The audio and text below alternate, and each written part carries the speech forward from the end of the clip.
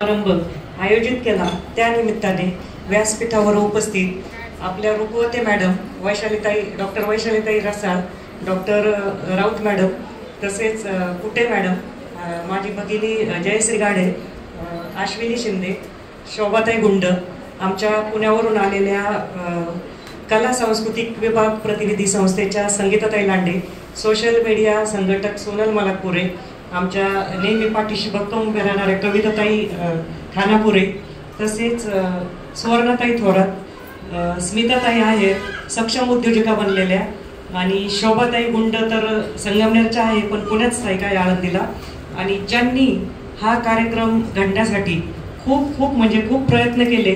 आणि मॅडम तुम्ही आल्याच पाहिजे, संगमनेरमध्ये कार्यक्रम झालाच पाहिजे, आमच्या महिलांना तुम्हाला पाहिजे आणि तुमचं मार्गदर्शन आमच्या महिलांना झालं पाहिजे असा अट्टास धरणाऱ्या आमच्या लाडक्या उज्ज्वलाताई शिंदे आणि सुरेखाताई सोनवणे सगळ्यांसाठी जोरदार टाळ्या झाल्या पाहिजे.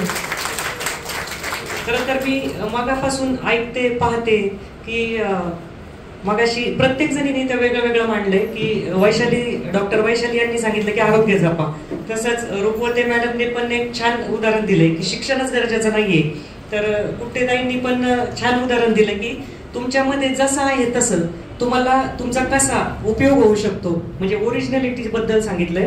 आणि उज्ज्वलाताई सुरेखाताई पण छान प्रस्तावित करत होत्या, त्या बोलल्या कोणाला तरी हसू नका. खरं तर खाली बसून हसणं खूप सोपं असतं, जेव्हा स्टेजवर येतो ना आपण तेव्हा कशी टर उडत असते तुम्हाला माहिती नाहीये, पण त्या खूप छान प्रयत्न करत होत्या. उज्ज्वलाताई शिंदेकडून एक शिकायला भेटलं की त्यांनी सासूबाईंचं अप्रिसिएशन केलं.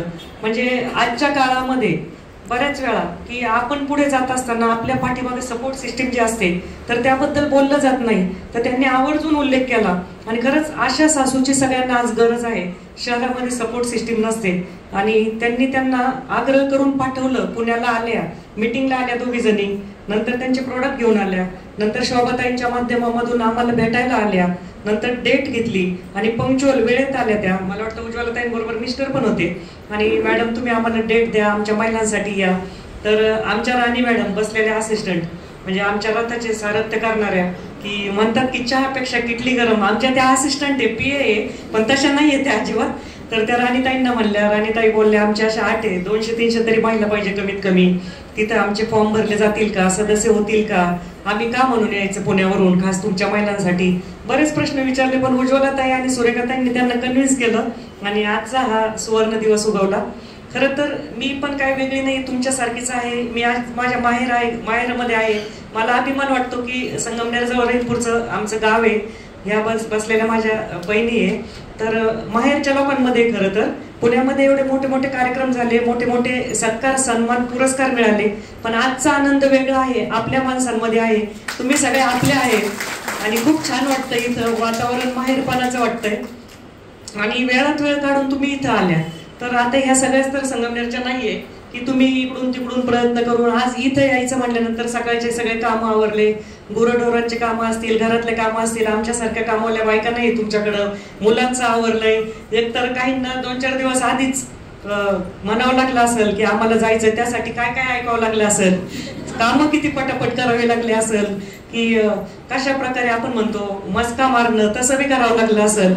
मुलांना सगळी सोय करून तुम्ही इथं आल्या, तर तुम्ही सगळ्या माझ्यासाठी आज खूप महत्वाचे आहे. परत स्वतःसाठी टाळ्या वाजवा, कारण इथपर्यंत येणं बऱ्याच जणींनी ठरवलंय. आम्ही इन्स्टाला जेव्हा व्हिडिओ टाकला, इन्स्टाला 3,11,000 फॉलोअर आहे माझे, तर त्याच्यापैकी संगमनेरचे कमीत कमी ठरवलं असतं 100 लेडीज इथे येऊ शकल्या असत्या. परंतु म्हणतात की काही गोष्टींसाठी योग यावा लागतो, गॉड प्लॅन असावं लागतो, देवाचं नियोजन असावं लागतं. आज तुम्ही इथं आल्या, काही जणी नंतर आमचे व्हिडिओ पाडल्यावर म्हणणार अरे ताई तुम्ही संगमनेरला आले होते का, आम्हाला पण यायचं होतं, खूपच छान कार्यक्रम झाला, आम्ही लाईव्ह केलं होतं बघा मागाशी, इन्स्टा लाईव्ह आता पण चालू असेल. तर उद्देश हाच असतो की सगळ्यांपर्यंत ही माहिती जावी. तर आता तुमच्या सगळ्यांना जसं की सुरेखाताई मॅडमकडे गेल्या की कार्यक्रमाचा उद्देश काय किंवा कोण आहे या राजेश्रीताई, तुम्ही का बोलवलंय, आम्हाला काय इथं बोलवलंय, प्रत्येकीच्या मनात प्रश्न आहे की नाही, प्रत्येकीच्या मनात प्रश्न आहे. कोण आहे त्या, कारण निम्म्या जणींना माहिती, निम्म्या जणी बिचाऱ्या वापरत नाही सोशल मीडियामुळे मी आज महाराष्ट्राच्या बाहेर एक देशभर म्हणू आपण की पोहोचले. परंतु काही जणींना बिचाऱ्यांना खरंच माहिती नाही, मोबाईलला हात लावायला पण वेळ नसतो. कारण इकडची ग्रामीण जीवनशैली मी पण जगलेली आहे की घरातलं जनावर बाकीचं सगळं करून. आता ही माझी बहीण जर म्हणाल तर ही बिचारी पाहत पण नसेल इन्स्टा वगैरे, दुसरी पाहत असेल, ही पाहत नसेल, तिला माहिती पण नसेल आपल्या बहिणीचे फॉलोअर आहे. का बरं म्हणताय आपल्या बहिणीला की भेटायचं होतं, पाहायचं होतं, युट्यूबला आहे का? आणि त्याच्यात आता माझी जी गाजलेली मुलाखत शेतकरी ते जर्मन कंपनीची मालकी. तर खरं जर सांगायचं झालं तर बऱ्याच वेळा माणूस एक प्रसिद्धीच्या शिखरावर गेल्यानंतर एक तूप लोणी लावून वेगळ्या गोष्टी सांगून स्वतःला प्रसिद्धीच्या स्वतः आणण्याचा प्रयत्न करतो. पण ती मुलाखत जेव्हा माझी घेतली तर खरं सांगते मी, मागच्या मे महिन्यामध्ये ती मुलाखत झाली तर अजिबात त्याला ब्रेड बटर आपण म्हणतो काहीच नाही, एकदम ओरिजिनल मी बोलत गेले. आणि ते जेव्हा ऐकलं संपूर्ण महाराष्ट्रातल्या माझ्या माता भगिनी रडल्या. काहींचे फोन आले, काहींनी शोधलं कोण आहे राजश्री घागरे, आम्हाला भेटायचं. काही 90% महिला म्हणल्या तुम्ही जे बोलल्या ते आमचे प्रश्न आहे. तीच परिस्थिती आमची चालू आहे आता आम्हाला धीर आला की आम्ही पण काहीतरी बनणार. म्हणजे हेतू सफल झाला मुलाखतीचा. कारण जेव्हा खूप संघर्ष चालू असतो, आपल्याला खूप त्रास असतो आणि आपल्या मनाविरुद्ध घटना घडतात, मग आपल्याला काय वाटतं, अरे माझ्या बरोबर असं होतंय, मला खूप त्रास आहे संसारामध्ये, माझ्या मनासारखं होत नाही. मग त्याच्यानंतर ही मुलाखत ऐकल्यानंतर कळतंय की कितीही विरोधात परिस्थिती असताना जर आपण संघर्ष केला, प्रामाणिक कष्ट केले तर यशाच्या शिखरापर्यंत आपण पोहोचू शकतो. तर प्रत्येकीला आज विनंती आहे, सगळ्यांनी राजश्रीज व्यवसाय मंत्र हा माझा YouTube चॅनल आहे, त्याला सबस्क्राईब आणि लाईक करायला विसरू नका. का तर तुमच्या व्यवसायाविषयी प्रत्येकीच्या प्रश्नांची उत्तरं तिथून मिळणार आहे. मी व्यवसाय करू का नोकरी करू, व्यवसायात आत्मविश्वास कसा वाढवू, भांडवल कसे उपलब्ध करू, भागीदारी व्यवसाय करू का, व्यवसायात तोटा झाला तर कसा सहन करू, सोप्या पद्धतीने व्यवसाय कसा करू, घर बसल्या कुठला व्यवसाय करू, काय करू, सगळ्या प्रश्नांची उत्तरं तिथे आहे. आणि आनंदाची गोष्ट म्हणजे आजच आमच्या त्या चॅनलला 50,000 सबस्क्रायबर पूर्ण झाले. म्हणजे ही एक चांगली गोष्ट आहे की कालपर्यंत 31 कमी होते, पण आज इथं आल्यानंतर बहिणीची इथं बसल्यावर पाहिलं झाले होते 50,000. तर अजून तुम्ही सगळ्यांनी सबस्क्राईब केलं तर अजून वाढतील 100-200. तर असो, ते सबस्क्राईब केल्यानंतर तुम्हाला माझे नवनवीन व्हिडिओ पाहायला भेटतील. तर तुमच्यापर्यंत, महाराष्ट्रापर्यंत मी काय केले, मी ते विचारधन जे बोलले की माझ्याबरोबर जे घडलं ते माझ्याकडून ते येत आलं आणि ते व्यक्त झालेलं सगळ्यांना रिअल वाटायला लागलं. बघा, कधी पण माणूस रॉयल असण्यापेक्षा रिअल असावा आणि रिअल जे बोललं ते समाज आपला ऍक्सेप्ट करतो. तर तुमच्यापैकी आता मी काही प्रश्न विचारते तुम्हाला. तर बचत गटामध्ये किती महिला आहे? जवळपास सगळे. किती बचत गट इथं आलेले ते नाही सांगता येणार, प्रत्येक वेगळे आहे. किती जणींना वाटतं मी व्यवसाय करावा, उद्योगधंदा करावा मराठीत? पुढच्यांना कोणालाच नाही वाटत का? पुढच्यांना नाही वाटत? हात खाली करा. सोप्या भाषेत कोणाकोणाला वाटतं मी पैसा कमवावा? सगळ्यांना वाटतं, सगळ्यांना वाटतं. हे बघा, आपण स्वतःसाठी एखादा व्यवसाय करून पैसा कमवणं हा झाला बिझनेस. पण आपण स्वतः पैसा कमवून व्यवसाय करून इतरांना व्यवसाय करण्यासाठी प्रेरणा देणं, याला एंटरप्रेन्युअर म्हणतात. खरा उद्योजक तो असतो, खरी उद्योजकता असते. कुणीतरी मगाशी म्हणलंय की स्वतः सक्षम होऊन इतर महिलांसाठी सक्षमीकरणासाठी. तर खरं सांगायचं झालं तर आपण किती पुढे गेलो यापेक्षा किती लोकांना घेऊन पुढे गेलो हे महत्वाचं असतं. तर आता शिक्षणाचं जे रुपवते मॅडमनी सांगितलं, मी पण बोलन की व्यवसाय ज्यांना ज्यांना करावा वाटतो. कोणाला वाटतं का माझं शिक्षण कमी, मला व्यवसाय जमणार नाही, असं किती जणींना वाटतं? निसंकोचपणे हात वर करा की माझं शिक्षण कमी आहे, मी व्यवसाय करू शकत नाही, असं कोणाला वाटतं का? नाही वाटत कोणाला. शिक्षण करण्यासाठी, व्यवसाय करण्यासाठी फक्त 5वीचं गणित येणं, 5वी शिक्षण असणं आवश्यक आहे. अडाणी असेल तरीही चालतं. काल मी एक व्हिडिओ पाहिला, एक वाराणसी जवळ म्हणजे काशी जवळच्या एका छोट्याशा खेड्यातली महिला आहे. ती गोट मिल्कचा साबण बनवते, शेळीच्या दुधापासून. गोट म्हणजे शेळी, शेळीच्या दुधापासून साबण बनवते ती महिला. तो साबण देश विदेशात जायला लागलाय. तर त्या महिलेकडं एक 15-20 जणी काम करताना दिसल्या. तिला मुलाखतीत विचारलं का तुला हे कसं सुचलं? तर तिने सांगितलं की सुरुवातीला तिने ते गाईचं दूध बीत काढताना दाखवलं, साबणाच्या मोल्डमध्ये साबणाचा बेस टाकून ते दूध मिसळताना वगैरे दाखवलं. तर तुला ही प्रेरणा कशी मिळाली असं विचारलं. तर तिने सांगितलं काहीतरी करायचं होतं, घरामध्ये पैशाचा हातभार लावायचा होता, म्हणजे काम झाल्यानंतर वेळ मोकळा होता, म्हणून मी हे सहज चालू केलं. 30 रुपयाला एक साबण देत होते मी, तर मला सगळ्यात मोठी ऑर्डर आता 5000 साबणाची आली असं सांगितलं. म्हणजे त्या काहीच न शिकलेल्या महिलेने जर असा व्यवसाय केलाय की तो बाहेर देशामध्ये गेलाय, करोडोमध्ये ती उलाढाल करते. अजून एक उदाहरण सांगेल मी तुम्हाला की बेअरफूट कॉलेज म्हणून एक मी मध्यंतरी वाचलं की ते बेअरफूट कॉलेज जरी नाव असेल तर ते कॉलेज नाहीये. तिथं जयपूर जवळ तिलोनिमा म्हणून एक छोट्याशा 100 किलोमीटर अंतरावर एक छोटंसं खेड आहे. ती बंकर रॉय म्हणून एका बंगाली माणसाला वाटलं मला खूप ज्ञान आलंय आणि आता मला खेड्यात जाऊन बघायचंय, खेड्यातल्या लोकांचा अभ्यास करायचा, म्हणून ते तिथे गेले. तर तिथे त्यांनी पाहिलं की राजस्थानी महिला डोक्यावर घुंगट वगैरे घेऊन तिथं काय काय काम करताना दिसल्या. सोलर एनर्जीवर चालणारे प्रोडक्ट उपकरणं तिथं बनत होते आणि काही महिला रेडिओचं एडिटिंग करत होत्या, काही कॉम्प्युटर ऑपरेट करत होत्या. मग त्यांनी त्यांना प्रश्न विचारला. काही महिला तिथंच डेंटल क्लिनिक, रूट कॅनल पण करत होत्या. मग त्यांना विचारलं तुमचं शिक्षण किती झालं, तर काहीच नाही म्हणलं. मग तुम्हाला हे कसं येतं की तुम्ही कॉम्प्युटर ऑपरेट करताय, तुम्ही एडिटिंग करता.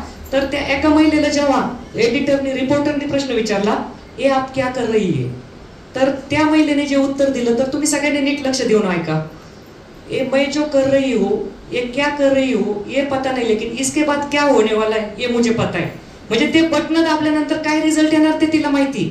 म्हणजे खरं शिक्षण हे असतं की आपण काय करतो त्याचा परिणाम काय आपल्याला माहिती नसतं. म्हणजे व्यवसायामध्ये पण तेच महत्वाचं आहे. आता व्यवसाय करत असताना बरेच प्रश्न असतात. आम्हाला दिवसभरात 20-25 फोन येतात राणी मॅडमला, आम्हाला घर बसल्या काम द्या. किती जणींना वाटतं घर बसल्या काम पाहिजे? सगळ्यांना वाटतं, सगळ्यांना वाटतं. अजिबात घ्यायचं नाही घर बसल्या काम. का घ्यायचं नाही? आता उज्ज्वला ताई आणि सुरेखा ताई जर माझ्यापर्यंत आल्या नसत्या पुण्याला, तर त्यांना माझी किंमत वाटली नसती, त्यांची स्वतःची किंमत मला वाटली नसती, तुम्हाला सगळ्यांना त्यांनी एकत्र केलं नसतं. बरं, मला कुणी उभं राहून सांगतं का घर बसल्या काय काम आहे देण्यासारखे? कुणी सांगणार का? उज्ज्वला ताई तर स्वतः वाती बनवताय, सगळ्यांना माहिती. वातीसाठी त्या फेमस आहेत, माहिती ना. देवाच्या वाती बनवतात त्या. तुम्ही घरी बनवतात त्या?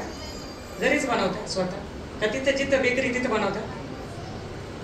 हा प्रश्न महत्वाचा आहे. मी त्यांना घरीच बनवतात का विचारलं, का बेकरीच्या ठिकाणी बनवतात का विचारलं. हे बघा, घरी बसून कुठलाही व्यवसाय होणं आता सोपं राहिलेलं नाही. हा, करायचं तर मग ऑनलाईन बिझनेस करा. माझ्या त्या व्हिडिओमध्ये तुम्हाला ते पण दिसेल. तुम्हाला ट्रिप मॅनेज करता येतात, तुम्हाला डिजिटल मार्केटिंगचं कौशल्य आहे, तुम्ही एडिटिंग करू शकता. व्हिडिओ एडिटिंगचं फॅड खूप आहे हल्ली, किंवा युट्यूबवर तुम्ही बनवू शकता, वेगवेगळे ब्लॉग टाकू शकता. पण हा ग्रामीण भाग असल्यामुळे ते शक्य नाहीये. आपल्यापैकी कोणाला वाटतंय की मला व्यवसाय करायचा? कोणीच हात वर करत नाही. तुम्हाला करायचं? Video editing शिकलाय. वंदना ताईंनी एक छान सांगितलं की मी व्हिडिओ एडिटिंग शिकले. इतकी काळाची गरज आहे. क्रिएटिव्ह म्हणजे एक छोटासा फ्लेक्स, हा जो फ्लेक्स दिसतो तुम्हाला, ह्या जर तुमच्या स्वतःच्या माहितीचं एक क्रिएटिव्ह बनवलं, कमीत कमी 150 ते 200 रुपये त्या एका क्रिएटिव्हला लागतात. ते घर बसल्या आपण मोबाईलवरून बनवू शकतो त्या ऍपवरून. तुम्ही, मला नाही वाटत कुणी 10वीच्या आत शिकलेल्या असेल. कुणी आहे का 10वीच्या आतल्या शिकलेल्या? तुम्ही किती तुमचं शिक्षण? 8वी. तरी तुम्ही ही करू शकता क्रिएटिव्ह. पण त्यांनी सांगितलं तुम्ही व्यवसाय करता, बरोबर? काय व्यवसाय करता? उभं राहा.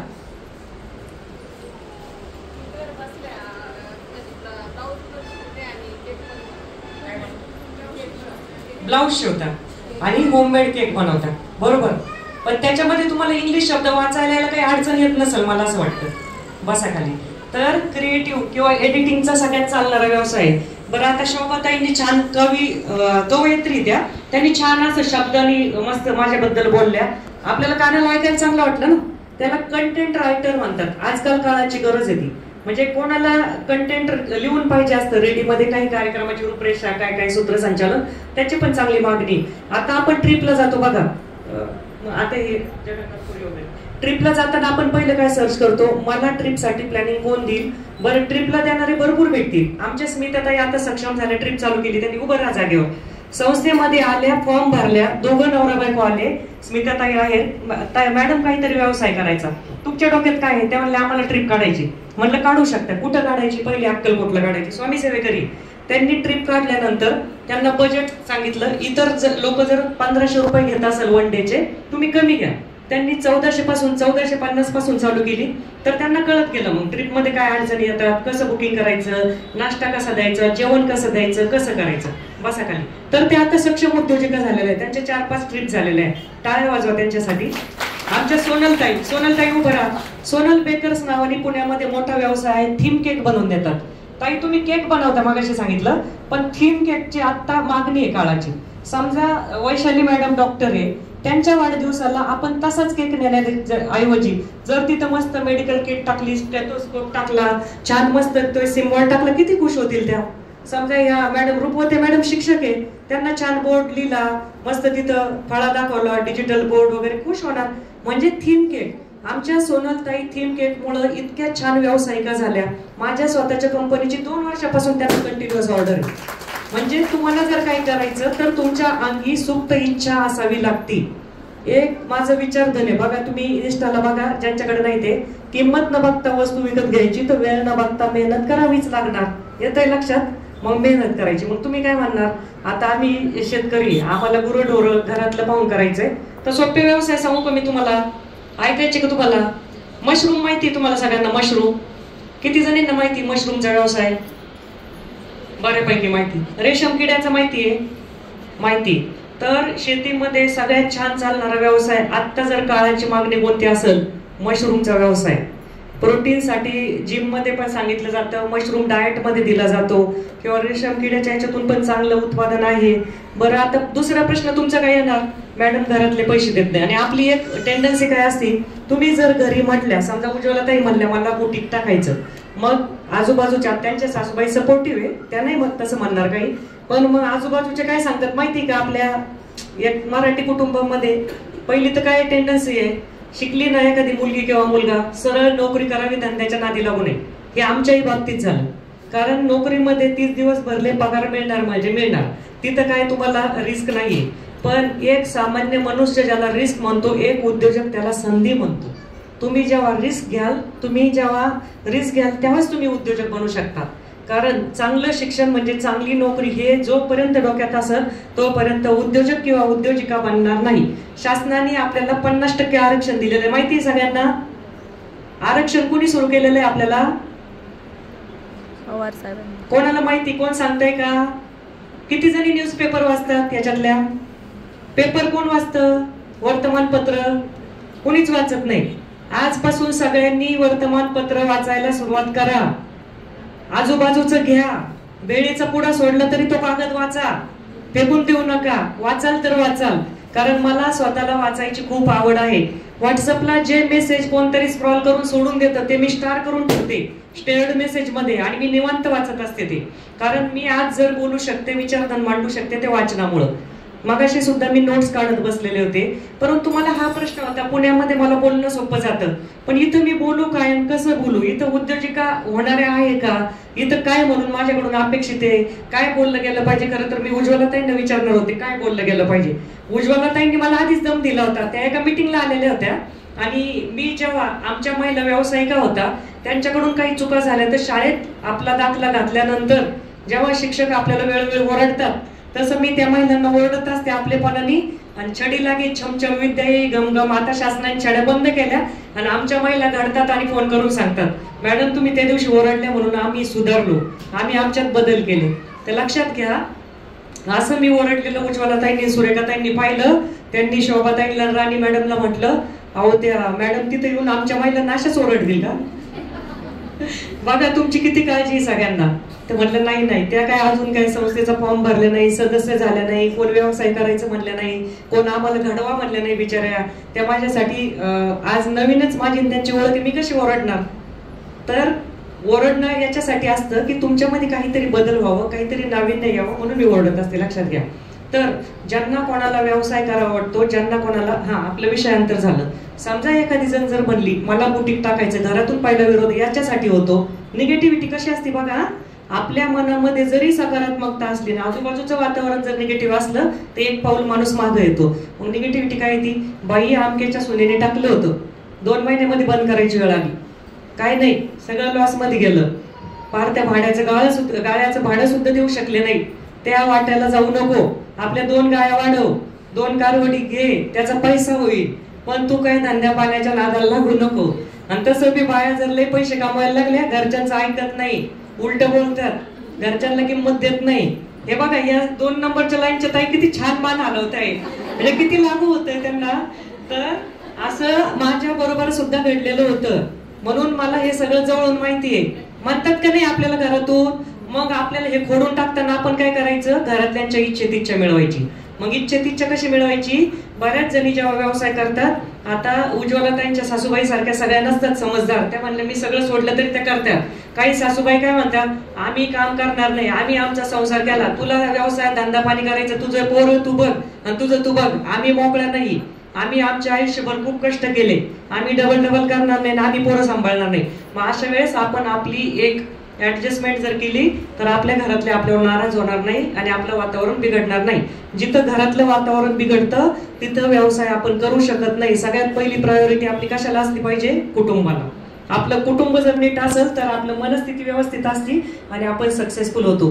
मगाशी जसं मला वाटतं मॅडमनीच म्हटलं की प्रत्येक यशस्वी पुरुषामागे एक स्त्री असते म्हणतात, तर माझ्या बाबतीत वेगळं झालं. त्यांनी जसं सासूबाईंचं उदाहरण दिलं, मी माझ्या पतीचं उदाहरण देईल. कुणीतरी मला एका पुरस्काराच्या वेळी म्हणले, आज आपल्याला राजश्रीताई सावित्रीच्या रूपात दिसतात, सावित्रीमाईंच्या, पण त्यांच्या मागे असलेले ज्योतिबा सुद्धा सगळ्यांनी जाणून घ्या. तर माझ्या मागे नेहमी खंबीरपणे माझ्या पतीची साथ असते. ती का असते, तर त्यांच्या पण याच्यामध्ये आपली साथ असली तर ते पण आपल्याला साथ देतात. म्हणजे त्यांच्या जे काही ते निर्णय घेणार त्याच्यामध्ये आपली पण साथ त्यांना असली पाहिजे, लक्षात घ्यायचंय सगळ्यांनी.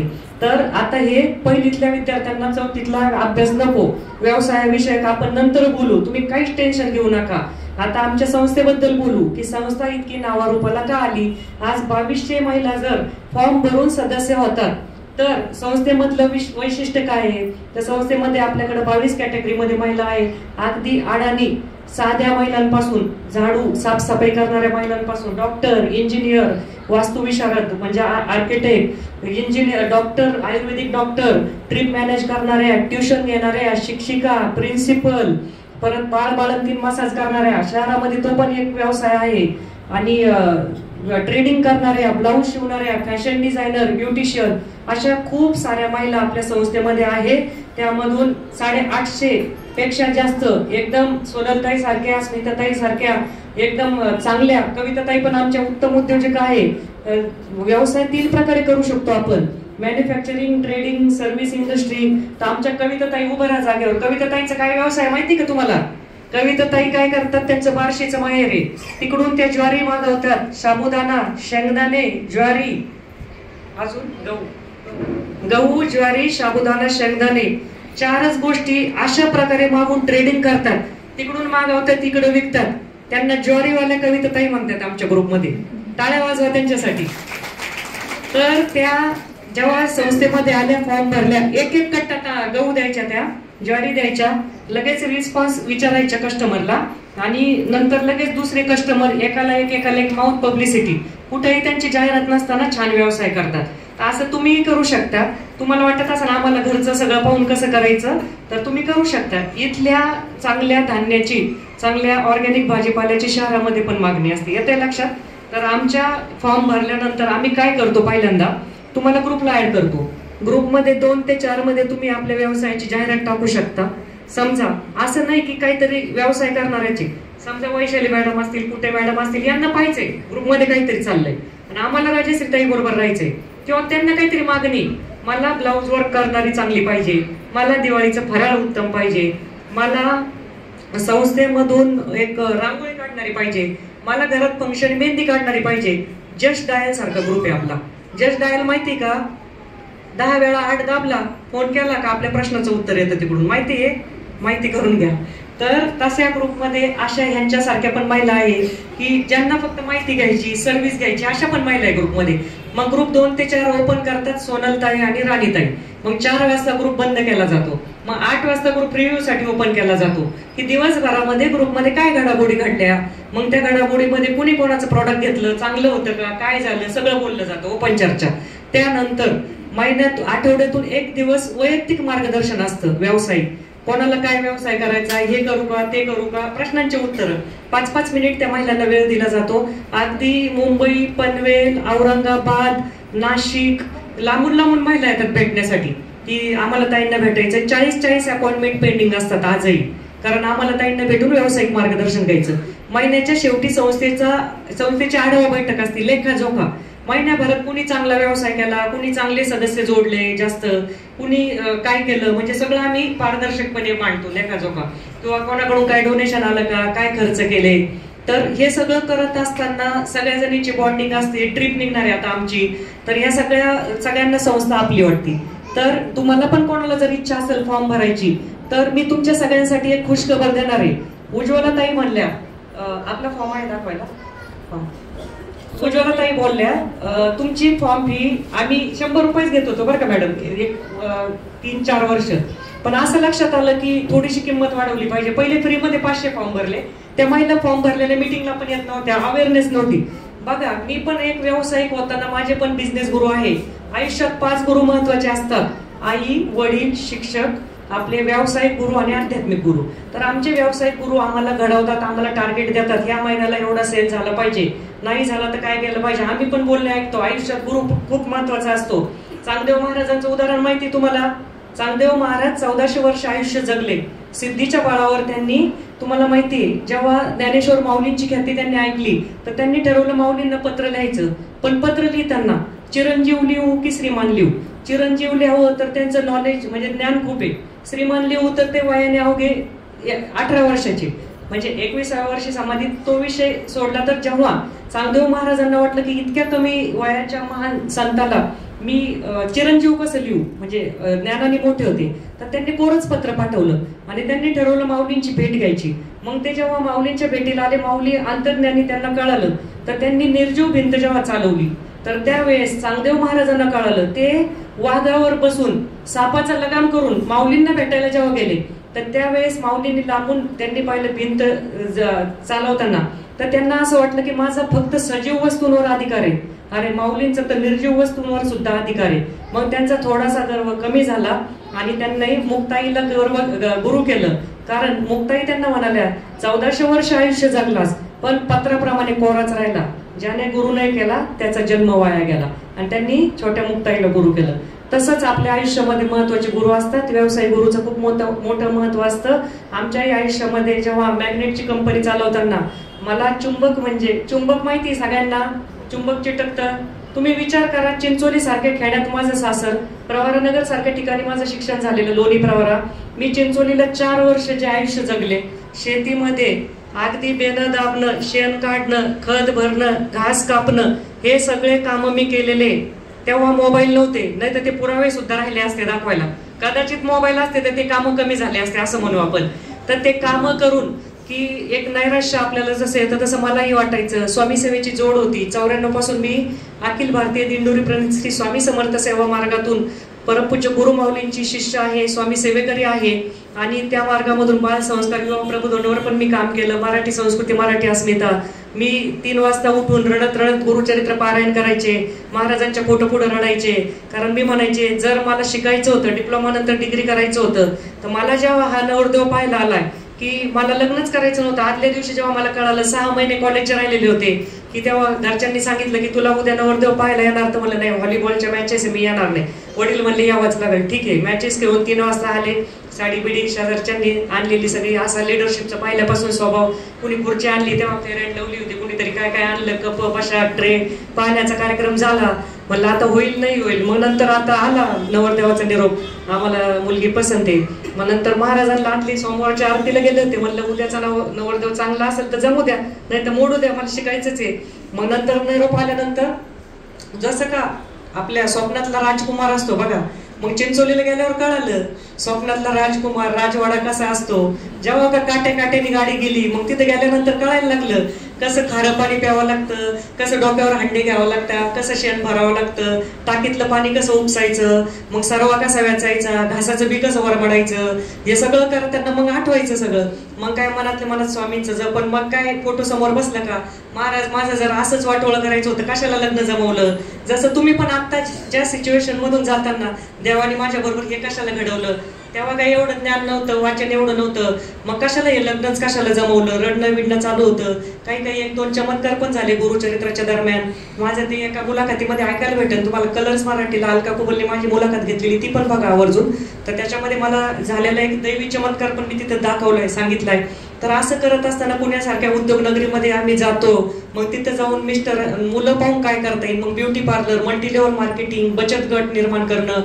विचार करा, इथं खेड्यातल्या आपल्या नात्यातल्या बायका आपल्यावर विश्वास नाही करणार, पुण्यामध्ये बायका माझ्यावर का म्हणून विश्वास करणार. तरी धडपड चालू होती. ओरिफ्लेमचा बिझनेस करायचा, अॅम्वेचा बिझनेस करायचा, 4 लेडीज 10 लेडीज जमवायच्या. त्यांना सांगायचं, ताई मी पण तुमच्यासारखीच होते, तुम्ही या बचत गट करू. मग त्यांना एकत्र करायचं. ते करत असताना मग मिस्टरांच्या कंपनीत जायला लागले. मग तिथे गेल्यानंतर पण मग इनवाईस कसं बनतं, काय परचेस ऑर्डर, कॉम्प्युटरचा क्लास लावलेला होता, पण त्यांचं ना आपलं वेगळं यायचं. मग तिथं असं वाटायचं मिस्टर तिथं बसलेले, इकडं मी अकाउंटच्या मॅडम शेजारी, कोण पाहुणे आले यांनी आपली ओळख तरी करून द्यावा.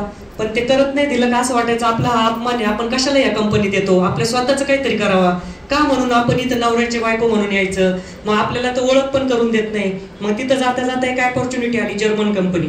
लक्षात घ्या, युरोपियन गोरे गोरे आपण आता, मी एक चिंचोली किंवा लोणीची म्हणल्यावर मला काय एक नाविन्यच होतं ना, युरोपियन लोक कसे असतात, जर्मन कंपनी आपल्यासाठी येणार, मिस्टर घेणार, ते पण सरप्राईज होतं माझ्यासाठी. माझ्या मिस्टरांनी मला ते बर्थडे गिफ्ट देण्यासाठी ती कंपनी 2010ला एक सरप्राईज म्हणून ठेवलं होतं 6 महिने. पण म्हणतात की दैवी चमत्कार, अर्धी डील झाली, 5 कोटीची डील होती आणि अर्धी डील झाली, नंतर पैसेच ऍडजस्ट होईना. त्यांनी लिहून घेतलेलं होतं, ही जर डील झाली नाही तुमचे 2.5 करोड बुडले. ते टेन्शन मध्ये आले. मग माझ्या 2-3 मैत्रिणींनी सांगितलं, तुझ्या मिस्टरांचं एक मोठं काम आहे, तू स्वामींची सेवा कर, दिंडोरीला जा, काहीतरी कर आणि हे काम झालं पाहिजे. मग मी सेवेची जोड दिली.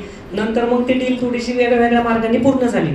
पण ज्या वेळेस एक जर्मन मालक, बर्मन साहेब म्हणतो आम्ही त्यांना, ते आले, तो 31 ऑक्टोबरचा दिवस होता. मला बऱ्याच मुलाखती मध्ये विचारतात की तुमच्या आयुष्यातला टर्निंग पॉईंट कोणता.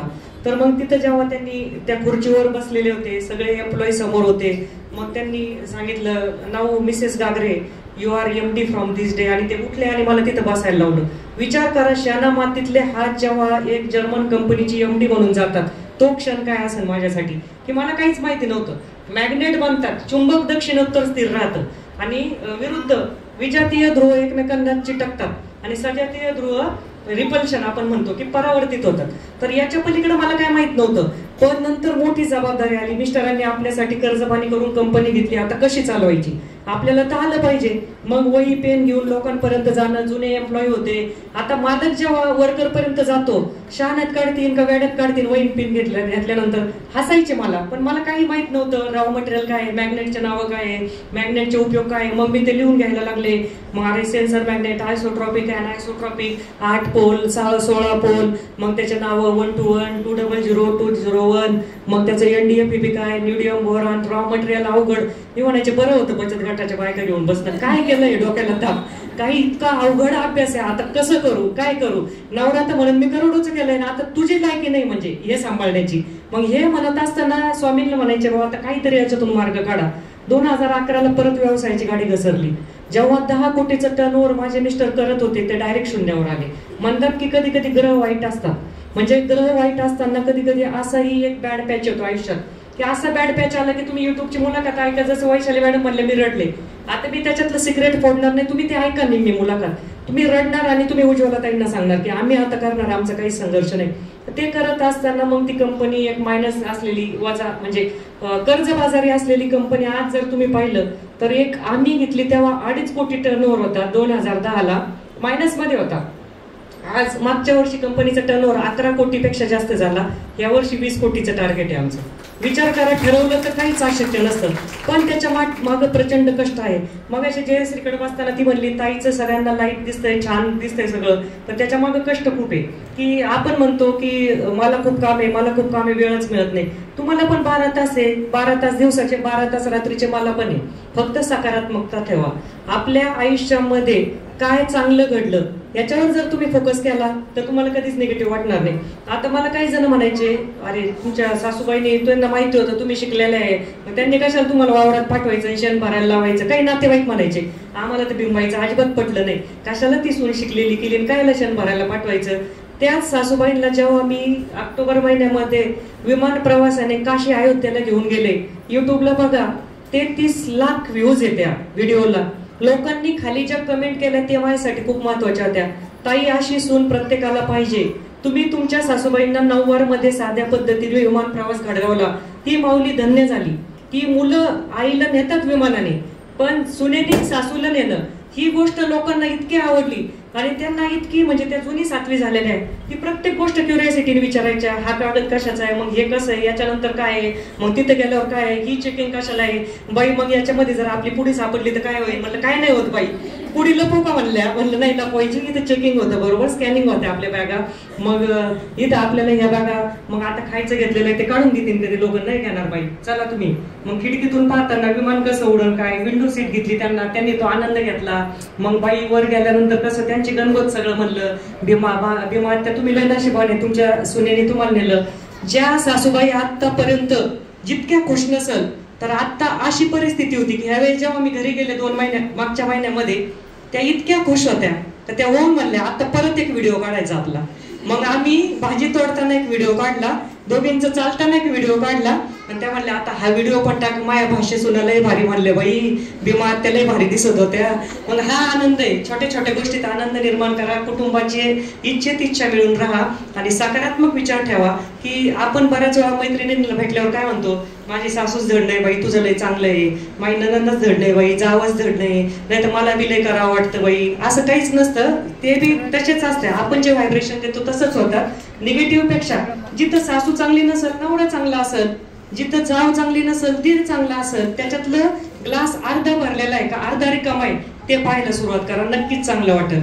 आणि आज मी इथं आवर्जून सांगेल की मी जे काय आहे ते माझ्या आईच्या संस्कारामुळे, की माझी आई जुनी D.Ed झालेली 72 साली, तर तिला जन्मताच दीप आंधळी झालेली होती, पण तिला दैवी चमत्कार म्हणू आपण, एका डोळ्याने दिसलं तिला.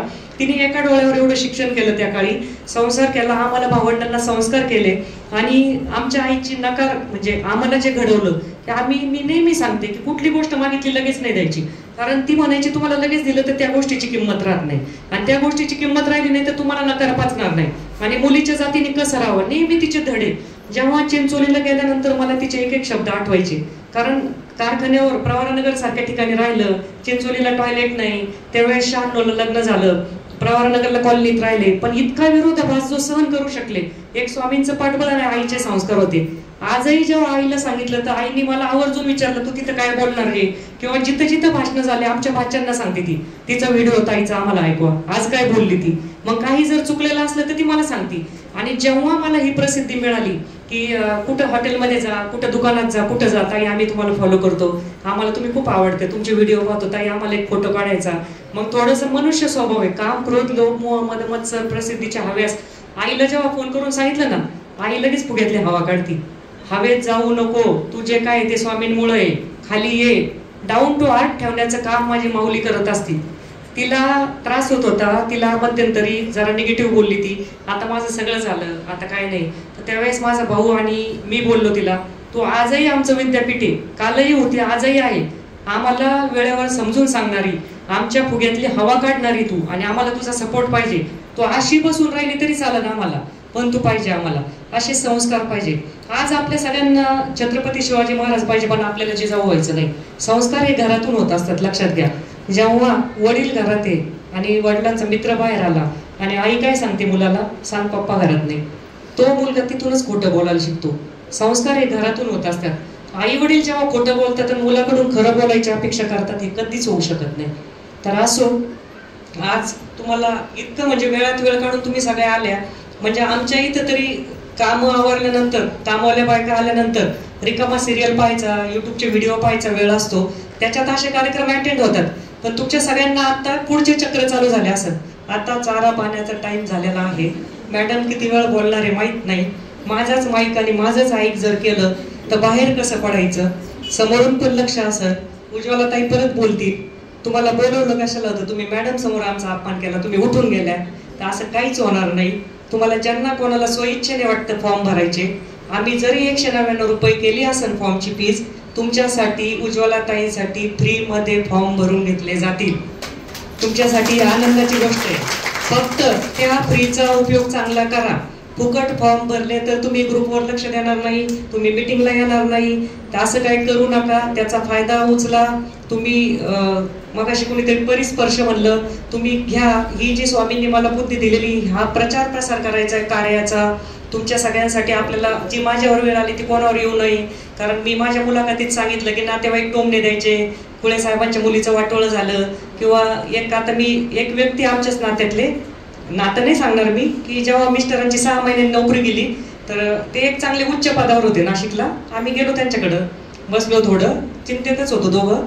तर म्हणलं हा माझ्या मिस्टरांचा बायोडाटा रेझ्युमे आहे, तर कामाचं बघा जरा. त्यांनी धरला, तो शोकेशवर ठेवला. थोडं इग्नोरिंगच वागले आपल्याबरोबर. पण नंतर आता अशी परिस्थिती झालेली की त्यांचे काय काम असेल, कसं असेल तर ते बोलतात. तर अशी परिस्थिती निर्माण करायची की आपल्याला नाव ठेवणारे, टोमणे देणारे आपल्या अपॉइंटमेंटसाठी तरसले पाहिजे. आणि ती वेळ नक्की येत असते आयुष्यात. कुठला तरी गुरु करायचा नक्की. आणि जेव्हा जेव्हा आम्हाला वाटायचं मिस्टरांची नोकरी गेली, मिस्टरांना व्यवसाय करायचा होता, आम्हाला वाटायचं नोकरीच करावं. कारण मी नोकरदार घराण्यातली, माझे वडील OS ऑफिसर होते प्रवरा कारखान्याला, तर मला वाटायचं नोकरी करावी. पण त्यांच्या भाग्यात वेगळं होतं, त्यांना नोकरी देणारे करायचं होतं महाराजांना. तर त्यावेळेस आम्ही खूप जेव्हा निगेटिव्ह व्हायचो, तर त्यावेळेस फक्त आणि फक्त स्वामी सेवेची कास होती. सगळ्यांना विनंती करेल मी, आयुष्यात कोणी पण आध्यात्मिक गुरु करा. तुम्हाला पाठबळ मिळतं, निगेटिव्हिटी येत नाही, तुमचे विचार चांगले राहतात, आणि काही पण कोणता प्रसंग आला तर लढण्याचं बळ मिळतं. आजही आम्हाला संघर्ष भरपूर असतो, कोटीचे टेन्शन असतात. टेन्शन कोणाला नाहीये, सगळ्यांना टेन्शन असतात. पण त्याच्यातून बाहेर निघण्याचा आपल्याला मार्ग निघत असतो. तर तुमचे कुठलेही प्रश्न असू द्या, ज्यांना कोणाला फॉर्म भरायचा, मला वाटतं सोनलताईंना तिकडे बसावं लागेल त्या साईडला, फॉर्म घेऊन, पेन घेऊन. तर फॉर्म भरायचे असले फॉर्म भरून घ्या, पण फोटो लागेल. ज्यांचे राहिले ते उज्ज्वलाताईंकडे द्या. नंतर फोटोसाठी गर्दी लगेच एकसाथ करू नका. आयोजकांना जरा सहकार्य करा. आणि इथून पुढं ज्यांना कोणाला वाटलं का इथं तुम्ही आज असतील 150-200 जरी असतील, 20 जणींना जरी वाटलं ना व्यवसाय करायचा, नक्की मी तुमच्यासाठी असेल. कारण फुलं वाटणाऱ्याच्या हाताला सुगंध नेहमी येत असतो. तुम्ही सक्षम झाल्या तर माझा हेतू सक्षम होणार. कारण आजही चांगली कंपनी चालती, चांगली लाईफस्टाईल आहे. जगायला काय लागतं, एक गाडी, एक घर, चांगली लाईफस्टाईल, चांगल्या 2-4-5 साड्या भेटल्या, चांगले व्हिडिओ काढायला. तर त्याच्यापेक्षा वेगळी काय अपेक्षा आहे. चांगलं आरोग्य असावं इथून पुढं असं वाटतं. तर स्वामींनी आपल्याला ते सगळं दिलेलं आहे. पण तुमच्यासारख्या महिला सक्षम होऊन जेव्हा मीटिंगच्या वेळेस रडतात, काही महिला ताई पाहिल्यानंतर रडतात की आम्ही तुमच्याशी फक्त फोनवर बोललेलो होतो, तुम्ही जे 5 पॉईंट सांगितले तर त्यावर आम्ही काम केलं. सगळ्यांनी एक गोष्ट लक्षात घ्यायची, छोटे पॉईंट सांगणार मी आज. इथं कार्यक्रमाला वेळेच्या आधी किंवा 1 वाजता किती जणी होत्या, खरं सांगायचं? बऱ्याच जणी होत्या. बऱ्याच होत्या का उज्ज्वला होत्या ना खरंच? तर आयुष्यामध्ये पंक्च्युअलिटी आपण जे म्हणतो, तत्परता ठेवायची, वेळेवर पोहोचायचं. मी 1 वाजेच्या आधी 12 वाजता जयश्रीकडे आलेली होते. कंटिन्युअस उज्ज्वलाताईंना राणी मॅडम फोन करत होत्या. त्यांना वाटत होतं हॉल भरावं, मग मॅडमला बोलवावं. याच्यामध्ये 1 तास गेला. पण मी तिथं बसून होते. कधी पण वेळेच्या आधी इंडियन टाइम म्हणून त्याच्या मागं लपायचं नाही. दुसरी गोष्ट, प्रायोरिटी सेट करायच्या आपल्या. म्हणजे आपलं प्राधान्य कशाला असावं. मला खूप काम आहे बाई, निघते बाई मैत्रिणीला म्हणायचं, तिथंच अर्धा तास गप्पा मारत बसायचं. किंवा मग नातेवाईकांना व्हिडिओ कॉल, फोन कॉल, तुझी साडी कशी, माझी साडी कशी, माझ्या तर घरातलं असं आहे बाई, काल तर तसं झालं बाई. मग हे बोलण्यामध्ये अर्धा तास घालतो आपण. म्हणजे माझी प्रायोरिटी कशाला असेल? पहिली प्रायोरिटी माझ्या कुटुंबाला असेल, माझ्या देवपूजेला, आध्यात्मिक कामाला असेल, माझ्या मुलांना किती वेळ द्यायचा, मला सोशल मीडियाला किती वेळ द्यायचा. अवश्य बघा, सोशल मीडियामधून काही चांगल्या गोष्टी पण तुम्हाला मिळतात. माझा एक व्हिडिओ आहे युट्यूबला, सोशल मीडिया शापकी वरदान, तो पण सगळ्यांनी ऐका. तर सोशल मीडियाचा चांगलाही फायदा करून घ्या.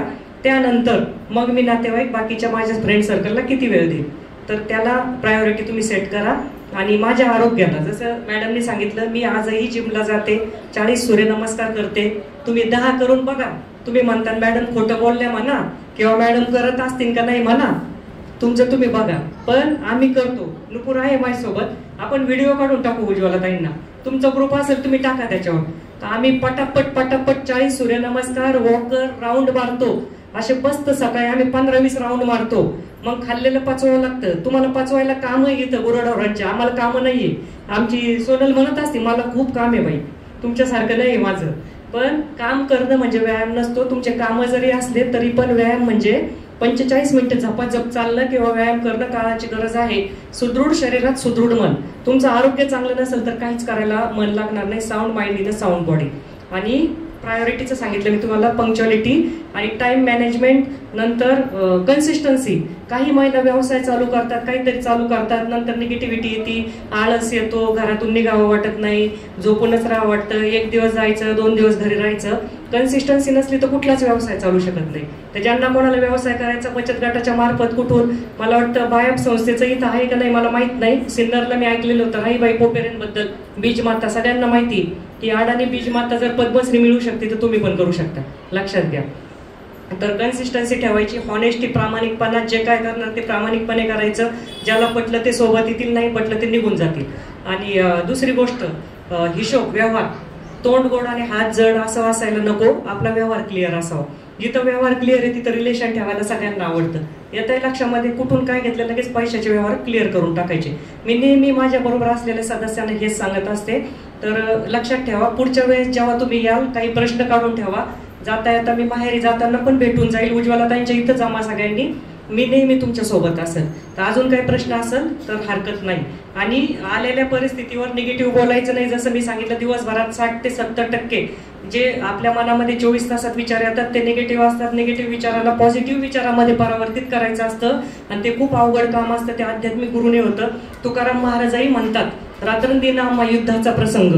म्हणजे निगेटिव्ह विचार पॉझिटिव्ह मध्ये करताना आपल्याला खूप कष्ट असतात आणि ते आपण आध्यात्मिक गुरुच्या स्वरूपात करत असतो. जसं की आल्वा एडिसनला विचारलं, बल्बचा शोध कुणी लावला माहितीये? आता मी फोडलं प्रश्नाचं उत्तर, एडिसन. तर एडिसनला जेव्हा विचारलं बल्बचा शोध लागल्यानंतर पत्रकारांनी की 999 वेळा तुमचा हा प्रयोग फेल गेला, त्याबद्दल काय वाटतं तुम्हाला? त्यावेळेस एडिसनने काय उत्तर दिलं, तुम्ही चुकीचं बोलताय. मी 999 वेळा हे सिद्ध केलं की बल्ब अशा प्रकारे लागू शकतो. म्हणजे निगेटिव्ह मधून पण पॉझिटिव्ह पाहू शकतो आपण. येतंय लक्षात? तर जो मिला उसे खोया नहीं करते, जो हुआ उसे रोया नहीं करते, सफलता भी उन्हीं को मिलती है जो हालात पर रोया नहीं करते. आणि जसं स्त्रियांबद्दल कुठे मॅडमने सांगितलं की हळदी कुंकू हा आपला सौभाग्याचा सण असतो. हळदी कुंकाचा अनन्य साधारण असं महत्व आहे. वर्षातला आपला पहिला सण आहे मकर संक्रांत. आपल्या नात्यातली कटुता दूर करून गोडवा देणारा हा सण आहे. पण हळदी कुंकाच्या निमित्ताने जर एखादीच्या घरी गेलं तर वेगळं होता कामा नाही. काय बाई तिच्या इथं पसाराच होतं, काय बाई ते प्लास्टिकचं डबडं दिलं, मला तर अजिबात आवडलं नाही. मी तर असं पाहत पण नाही, कशाला करावं हळदी कुंकू, काय गरज पडली बाई. तिची सासू तर कशी वाकडं पाहत होती आणि तिने तर साडी पण धड घातलेली नव्हती. तर निगेटिव्ह आपल्या भगिनींबद्दल बोलायचं नाही. पुरुष कधीच एकमेकाबद्दल बोलतात का? ऐकलं का? नाही. आपण बोलायचं नाही. आजपासून पण करा. मी कुठेही हळदी कुंकाला जाईल, कोणाच्याही वाहनाला नाव ठेवणार नाही, घराला नाव ठेवणार नाही, त्या बाईला नाव ठेवणार नाही, तिच्या घरातल्यांना नाव ठेवणार नाही. करणार का प्रतिज्ञा सगळ्या? जोरात म्हणा. नाही ठेवणार ना नाव? हा, सगळ्यांनी आजपासून ध्यानात घ्या. शहरामध्ये पण तसंच होतं. नाव ठेवलं तर ते कर्म फिरून येतं आपल्याकडं. आमची नुपूर आहे ना, माझी मानस कन्या आहे, ती नेहमी म्हणती, ती बोलायचा विचार केला, नको बाई काकू कर्म फिरून येईल. शब्द आहे आमचा. दुसऱ्याला हसलं का आपल्यावर कर्म फिरून येतं. तर काही काही विचारधन माझे एकदम मिलियन मध्ये गेलेलं आहे. त्याच्यापैकी एक विचारधन मी तुम्हाला म्हणून दाखवते, इंस्टाला सगळ्याच नसतील म्हणून. हातातून काही निष्ठून गेलं तर नाराज व्हायचं नाही. नवीन काही येण्यासाठी ओंजळ रिकामीच असावी लागते. तर खूप छान वाटलं तुम्हाला सगळ्यांना भेटून. आता 45 मिनिटापर्यंतच एखादा श्रोता ऐकू शकतो. मग मनाजीराव जागेवर राहत नाही. मग ते उज्ज्वला ताईंना, सुरेखा ताईंना म्हणतील त्या मॅडमला बोलू नका, असं काही होणार नाही. आता मी तुमची रजा घेणार आहे आणि तुम्ही सगळ्यांनी छान ऐकल्याबद्दल तुमच्या सगळ्यांनी परत एकदा स्वतःसाठी टाळ्या वाजवा. धन्यवाद. जय हिंद, जय महाराष्ट्र, श्री स्वामी समर्थ.